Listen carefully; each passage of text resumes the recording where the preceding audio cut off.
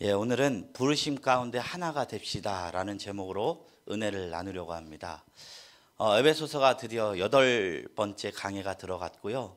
4장의 내용이 시작했습니다. 지난주에도 나누었지만 에베소서는요 크게 두 주제, 1장부터 3장, 4장부터 6장의 큰 틀이 있는데, 이 주제가 3장과 4장을 기반으로 격변이 일어납니다. 1장부터 3장은요 어떻게 표현하면 좋을까? 시점이 꼭 하늘에서 바라보는 것만 같아요. 하나님께서 우리를 향하신 계획과 뜻과 목적과 약속, 예정, 삼위일체 등등, 과연 하나님이 어떤 분이시고 어떤 사역을 하는가를 우리에게 교리적으로 자세하게 이야기하는 말씀입니다. 그래서 막 시점도 막 영원전이에요. 규모적으로도 시간적으로도 스케일이 좀 큰 교리들을 1장부터 3장까지 우리에게 나누고 있어요. 그래서 그 엄청난 영원전부터 하나님의 삼위의 계획 아래서 한 사람이 교인이 되었다, 그 얘기를 하는 거예요. 한 사람이 교인이 된다는 것, 예수를 믿는다는 것은 정말로 거저되는 것이 아닙니다. 이토록 대단한 것임을 우리에게 알려주고 있는 것이 에베소서 1장부터 3장의 내용입니다. 그 내용을 우리가 7주간 나뉘었죠. 그런데 4장부터 이 흐름이 변환합니다. 이제 땅에서 마치 위를 바라보는 듯한 그런 느낌의 이야기들이 시작이 돼요. 4장 1절 첫 마디가 무엇으로 시작됐는지 성경을 보면 뭐라고 되어 있습니까? 그러므로 라고 되어 있어요. 반전이 일어나는 거예요. 이전까지 하늘의 진리를 나누었다면 그러므로 라는 표현을 사용함으로써 우리에게 하나님은 무엇을 요구하는지, 그리고 성도는 어떻게 살아야 하는지가 이제 4장부터 6장까지의 내용으로 채우고 있는 것입니다. 가령 하나님이 만세부터 우리를 예정하셨다. 그러면 우리는 어떻게 살아야겠습니까? 만약에 에베소서가 1장부터 3장으로 끝난다면, 그 후에 적절한 가이드라인이 없다면 우리가 신앙생활하면서 오해가 생길 수 있습니다.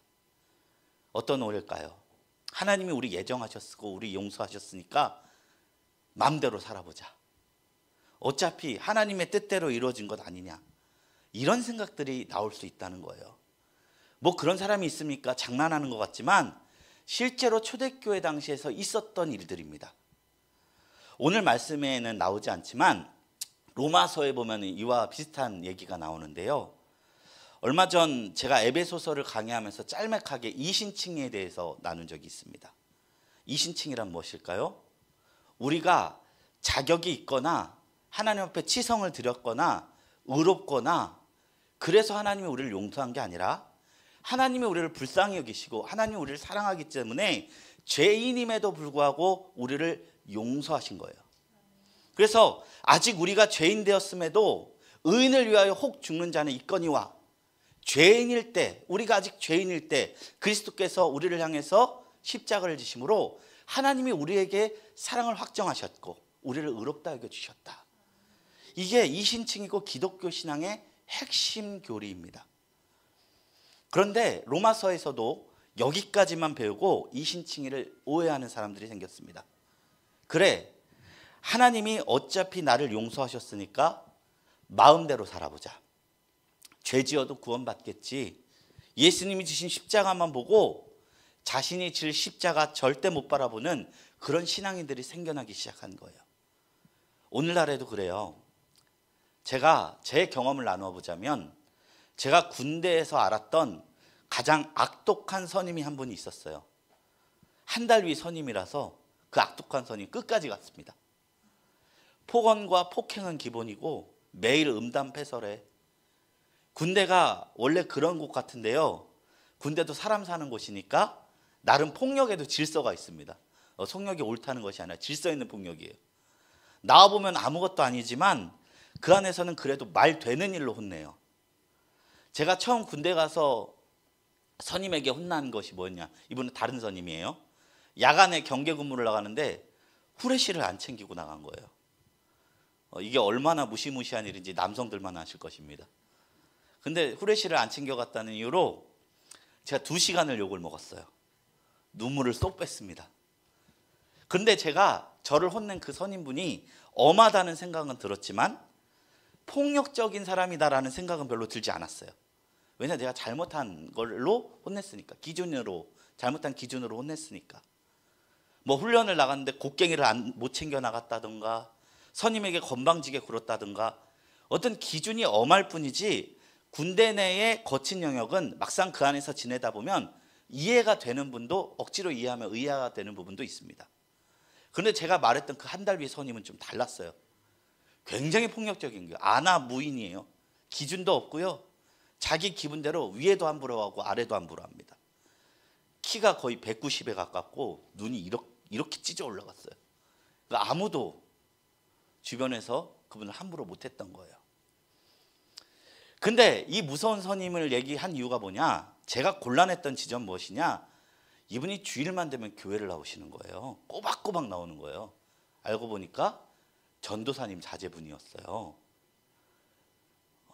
근데 왜 이분이 이런 인격이 형성이 되었을까? 대화를 해보니까 대충 알겠더라고요. 이분은 복음을 반만, 이신칭의를 오해하고 있었던 것입니다. 이 사람이 교회 와서 저에게 하는 말이 뭐냐? 하나님 앞에서 나는 어차피 용서받는 거 아니냐. 그러니까 나는 마음대로 죄짓고 내 뜻대로, 내가 그냥 원하는 대로, 내 욕심대로 살겠다. 이런 말을 하더라고요. 그 입에서 용서란 말이 나오고 그 입에서 하나님이란 말이 나오니까 참 이상했어요. 그럼 성도 여러분, 질문해 보겠습니다. 이분이 정말로 이신칭의를 깨달은 분일까요? 그렇지 않다는 것입니다. 어릴 적부터 익숙해져서 예수가 나를 용서했다는 그 사실이 정보로는 아는 것이지, 복음 안에 있는 그 이신칭의 안에 있는 사람들이 하나님 안에서 어떤 열매를 맺는지는 전혀 모르고 있다는 거예요. 로마서 6장 1절 2절에서 사도 바울이 이렇게 이야기하고 있어요. 그런즉 우리가 무슨 말을 하리요? 은혜를 더하게 하려고 죄에 거하겠느냐? 그럴 수 없느니라. 죄에 대하여 죽은 우리가 어찌 그 가운데 더 살리요? 이 6장 1절 2절 말씀이요, 5장 다음에 나온 내용인데 5장이 바로 의신칭의의 그 핵심 내용이 나오는 장이에요. 의인을 위해 죽은 자가 혹 있는데 죄인을 위해 죽는 자는 없다. 하나님이 죄인된 우리를 사랑하신다는 사실을 그 5장 6절에서 8절에 나와요. 죄인이어도 사랑하는 내용이에요. 그러니까 6장의 1절 2절 말씀은 그 5장의 이신칭의를 하자마자 바로 얘기하는 겁니다. 이신칭의 부가 설명인 것이죠. 성경은 곧바로 이야기합니다. 그러니까 은혜를 더하게 하려고 죄에 거할 수 있느냐? 그럴 수 없다는 것이죠. 왜 이 말을 제가 드렸다면 역사적 배경이 있었어요. 이 성경이 쓰여졌던 당시 로마 교회 내에는 이단의 가르침이 팽배했습니다. 죽지 않고 그저 용서만 말함으로써 현실의 삶을 방탕하게 살아갔던 최초의 이단 영지주의자들이 있었습니다. 바울이 로마서에서 그 영지주의자들을 지적하면서 말씀을 하고 있는 것이에요. 그리고 사도 바울은 정말로 이신칭의를 깨달은 자들, 복음을 깨달은 자들은 죄에 대해서 죽어가며 살아간다라고 이야기하는 것입니다. 죄에 대해서 죽은 자들은 어떻게 살아갑니까? 저항합니다. 죄에 대해서 저항합니다. 의롭게 되기 위해서 저항합니다. 물론 살아가면서 예수 믿고도 죄를 지을 수 있습니다. 넘어질 수 있습니다. 그러나 의를 향해 살아가는 방향성이 생겨납니다. 그러니까 죄가 괴로운 거예요. 이전에는 죄가 괴롭지 않았는데 예수 안에서 죄에 대해서 죽고자 하니까 죄가 괴로운 겁니다. 사도 바울이 그런 고백을 했어요. 오호라, 나는 곤고한 사람이로다. 누가 나를 이 사망의 몸에서 건져내랴. 내가 마음으로는 하나님의 법을 즐거워하지만 육신으로는 죄의 법을 섬기느니라. 우리 주 예수 그리스도의 은혜가 아니었으면 나는 망할 자로다. 이런 고백을 했었어요. 그래서 이신칭의를 정말로 깨달은 자들은 죄에 대해서 죽은 자로 여기기 때문에 죄에 대한 자유자가 되지 않는다는 것입니다. 예수 믿으며 도둑질을 즐기며 예수 믿으며 폭력을 즐기며 예수 믿으며 자아를 숭상하며 살아갈 수 없는 것입니다. 이기 쉽지 않아도 죄에 대해서 죽으려 합니다. 이것이 구원받은 사람들의 증거임을 로마서는 이야기한 것입니다. 제가 로마서 얘기를 길게 했는데 에베소서도 그와 마찬가지입니다. 그러한 맥락 속에서 하나님이 우리를 만세 전부터 예정했는데 그 맥락 속에서 4장부터 우리가 어떤 길을 걸어가야 하느냐를 이야기하고 있는 거예요. 우리가 가야 할 바는 어디 있는 것입니까? 부르심을 받은 자들은 방종하지 아니하고 이렇게 살아간다라는 주제가 에베소서 4장의 이야기입니다. 그리고 그것을 오늘 본문에서 한 문장으로 이야기한다면 우리 1절의 말씀입니다. 우리 1절 말씀을 한 번 더 다시 한번 읽어보겠습니다. 그러므로 주 안에서 갇힌 내가 너희를 권하노니 너희가 부르심을 받은 일에 합당하게 행하라. 우리의 부르심을 알라는 것입니다. 부르심이 정말 중요합니다. 때때로 기독교 용어 중에 소명이라는 단어를 들어본 적이 있을 것입니다. 사회에서는 잘 쓰지 않는 단어인데 이게 다른 말로 부르심이에요. 하나님은 모든 성도들을 부르셨다는 것입니다. 교회라는 말이 헬라어로 에클레시아인데 에클레시아가 뭐냐? 불러 모은 모임이란 뜻이에요. 부르심 아래, 이 부르심은 하나님이 영원 전부터 계획하신 섭리 아래 이 자리에 우리가 모여 있다는 것입니다. 이것을 아는 것에서부터 신앙이 시작된다는 거예요. 우리가 옷을 입을 때 첫 단추를 잘 꿰야 옷을 반드시 입을 수 있듯이 부르심을 아는 것이 신앙의 첫 단추입니다. 그래야 신앙이요, 내 중심이 아니라 하나님 중심으로 변한다는 거예요. 가령 기도의 영역에도 그래요. 우리 기억하시는 분 퀴즈 하나만 내겠습니다. 저번 주 말씀이 어떻게 마무리가 되셨죠? 제가 답변 드리겠습니다. 내가 간구하는 것보다 더 크게 일하시는 하나님에 대해서 나누었어요. 기도하는 자들, 성숙한 기도자는요, 하나님 앞에 나의 소원을 아뢰지 않습니다. 주님의 뜻을 아뢰입니다. 하나님이 나에게 원하는 것이 무엇인지를 묻습니다. 그것도 간절히 기도합니다. 우리가 처음에 기도를 할 때는 기도의 내용들이 나의 소원과 나의 필요로만 그 내용이 채워지지만 하나님께서 어떤 분이신지 깨달을수록 우리의 기도가 주님의 뜻만이 이루어지기를 원한다는 기도로 채워집니다. 하나님의 뜻이 나의 뜻이 되길 원한다는 기도를 드리게 됩니다.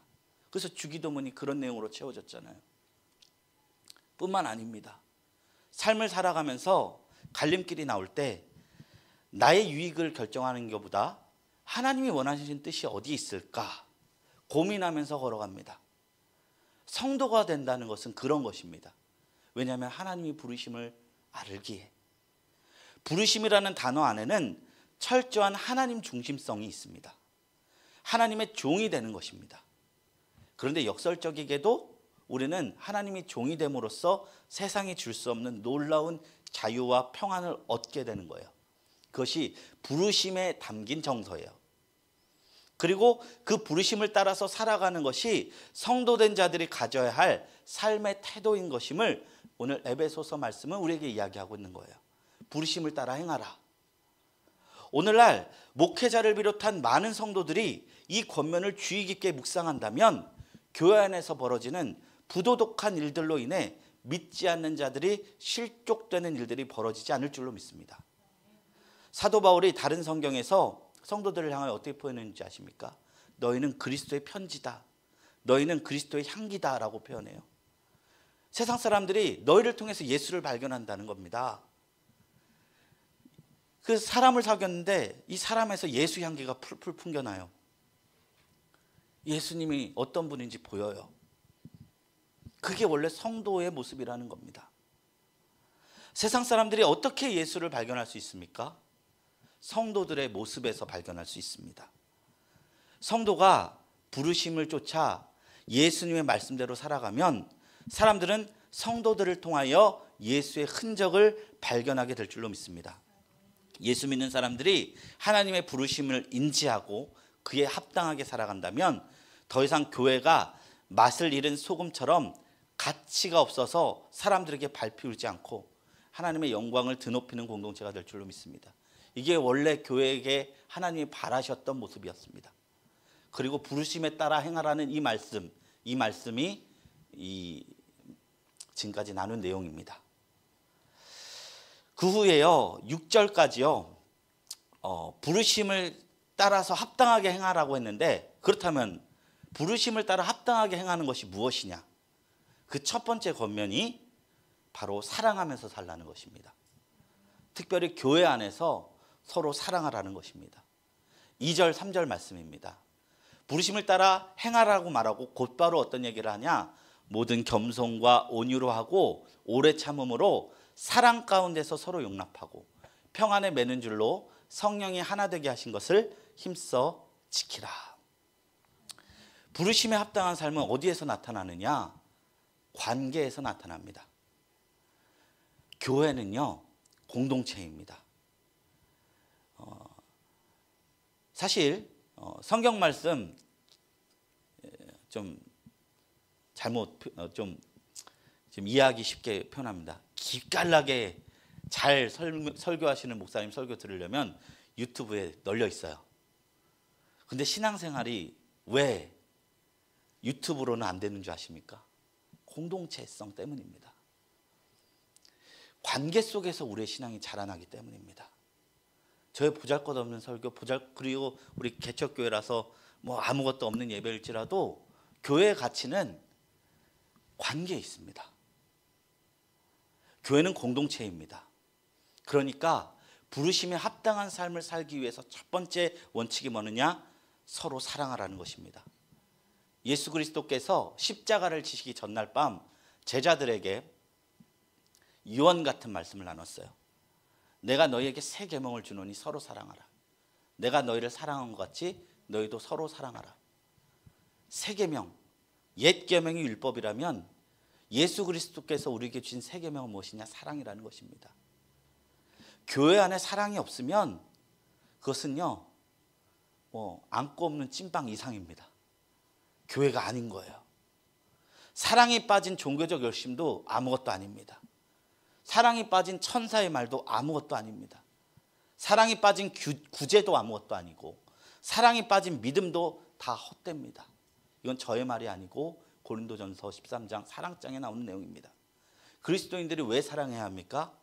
하나님이 우리를 향하신 마음이 사랑이기 때문입니다. 우리가 주님의 자녀가 되어 주님을 닮는다고 할 때 하나님의 어떠함을 닮아야 될까요? 우리가 주님의 전능하심을 닮을 수 있을까요? 우리가 주님의 전지하심을 닮을 수가 있을까요? 우리가 주님을 닮을 수 있는 것은 그나마 사랑인 거예요.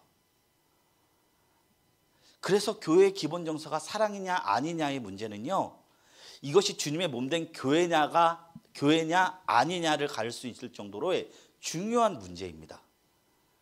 그래서 먼저 부르심에 합당한 삶을 이야기하면서 에베소서에서 우리에게 교회 안에서 관계 문제를 묻는 것입니다. 이쯤에서 제가 또 질문 드리겠습니다. 왜 바울이 에베소 교회에 이런 편지를 썼을까요? 1번, 에베소 교회가 너무 사랑하는 교회였기 때문에. 2번, 에베소 교회 갈등이 충만했기 때문에. 안타깝게도 2번입니다. 우리가 초대교회 하면 완벽한 교회라고 생각하는데요. 그럴 거면 왜 그 서신서 성경에 이토록 많은 보화와 같은 구절이 있을까요? 우리가 너무나 아름답게 있는 사랑장의 그 고린도전서의 사랑장도요, 고린도 교회가 엄청나게 분열했기 때문에 써진 성경이에요. 역사는 도전과 응전이라고 토인비라는 학자가 이야기했죠. 초대교회는 아무런 기반도 기초도 없이, 저야는 개척을 했지만 그래도 선배들이 있고 교단이 있고 이 가운데 했지만, 사도 바울이 개척했던 그 당시에는 모델이 없었잖아요. 그러니까 모든 문제를 다 응전하면서 썼던 목회적 편지들이 성경이 된 것입니다. 그렇기 때문에 우리는 에베소 교회 같은, 지금 우리 교회들이, 한국 교회들이 너무나 문제도 많고 사랑하지 못하는 그런 가운데 있지만, 그럼에도 불구하고 교회는 교회고, 그리고 교회 안에 그리스도의 사랑의 정신이 더욱더 흘러넘치게 성도들이 더 힘을 써야 되는 줄로 믿습니다. 그래서 먼저 부르심에 합당한 삶을 이야기하며 교회 안의 관계의 문제를 먼저 묻는 것입니다. 왜 겸손해야 하느냐? 이웃을 위해서입니다. 왜 온유해야 하느냐? 이웃을 위하여 합니다. 왜 오래 참음으로 용납해야 하느냐? 이웃을 위해서입니다. 그래서 에베소서는요, 내 중심을 버리고 하나님 중심, 이웃 중심으로 서로 살아갈 때 성경이 말하는 부르심에 합당한 삶이 되는 것이라고 우리에게 이야기하고 있는 것이에요. 또 물론 믿음의 분량만큼 해야겠죠. 이런 가치 있는 것들은요, 가치 있는 것일수록 강요로 하게 되면 결코 좋은 열매 맺지 못합니다. 우리가 하나님의 은혜를 그러기 앞서 더 많이 깨달아야 하고, 그 은혜 안에서 이 선한 방향성을 가지는 저와 여러분들이 되길 주님의 이름으로 축원합니다. 이게 3절까지의 내용이고요. 4절 이후부터요, 본격적으로 사도 바울은 교회는 하나가 되어야 한다는 권면을 합니다. 4절부터 6절 말씀입니다. 제가 받들어 봉독드립니다. 몸이 하나요 성령도 한 분이시니 이와 같이 너희가 부르심의 한 소망 안에서 부르심을 받았느니라. 주도 한 분이시요 믿음도 하나요 세례도 하나요 하나님도 한 분이시니 곧 만유의 아버지시라. 만유 위에 계시고 만유를 통일하시고 만유 가운데 계시도다. 이 3장 4절 6절 말씀에서 가장 많이 반복되는 단어가 무엇일까요? 하나입니다. 하나. 무려 7가지 하나됨이 나와요. 몸이 하나, 성령도 한 분, 부르심의 소망도 하나, 주도 한 분, 믿음도 하나, 세례도 하나, 하나님도 한 분. 여기서 교회가 어떤 공동체가 되어야 하는지 발견할 수 있죠. 그것은 사랑으로 하나가 되는 것입니다. 세상은요, 자꾸 급을 나눠요. 위와 아래를 나누고요, 좌와 우를 나누고요, 네 편과 내 편을 나누고요, 우리 당과 너희 당을 나눕니다. 그런데 교회는요, 부한 자도 가난한 자도 지혜로운 자도 부족한 자도 파당과 무리를 치지 말고 예수 그리스도의 사랑 안에서 하나가 되는 것이 하나님께서 이 땅의 교회를 향한 목적이요 바람인 것을 이야기하고 있습니다. 살아온 환경과 가치관에 따라서 생각하는 것이 서로 다를 수는 있습니다. 그러나 함부로 누구를 변화시키는 것이 아니라 그 다름을 품는 용기가 있어야 됩니다. 용납하되 서로 용납하라고 합니다. 하나가 된다는 것은요, 훌륭한 기준에 맞춰서 같아지는 개념보다는 서로 다른 지체들이 조화를 이루는 것에 있거든요. 하나님께서 우리를 모두 부르셨어요. 내 부르심이 소중한 만큼 여기에 있는 한 사람 한 사람의 성도님들의 부르심도 다 소중합니다. 하나님의 존귀한 자녀들입니다. 그렇기 때문에 경제적인 이유, 정치적인 차이, 학벌의 차이, 성격의 차이를 서로 용납함으로써, 왜냐? 하나님께서 이미 우리를 용납하셨기 때문에 하나 되는 놀라운 사랑의 역사가 교회 안에 있어야 할 줄로 믿습니다.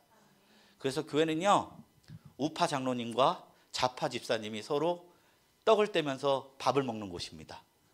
그래서 우리 정치적인 것에, 정치도 하나님의 공동체에서는 아무것도 아닙니다. 하나님의 교회는 더 스케일이 크고 우주적인 것입니다. 오늘 본문 말씀은 우리에게 이야기합니다. 성령이 하나 되게 하신 것을 힘써 지키라. 너희가 부르심의 한 소망 안에서 부르심을 받았느니라. 사랑하는 성도 여러분, 말씀을 맺도록 하겠습니다. 성경적 관점에서 우리 모두가 신앙 안에서 하나님의 부르심을 받은 기적의 사람들입니다. 이 기적과 기적이 모여서 하나됨을 지켜가면, 하나가 100을 쫓는다면 둘은 만을 쫓고 셋은 10만을 쫓고 시너지를 이뤄서 더 큰 아름다운 주님의 교회를 이뤄갈 수 있을 줄로 믿습니다. 우리 이뤄가는 교회, 성도가 아무리 많아져도 이뤄가는 교회입니다. 현재 진행형입니다. 아름다운 교회를 세워가는 저와 여러분들이 되시기를 주님의 이름으로 축원합니다.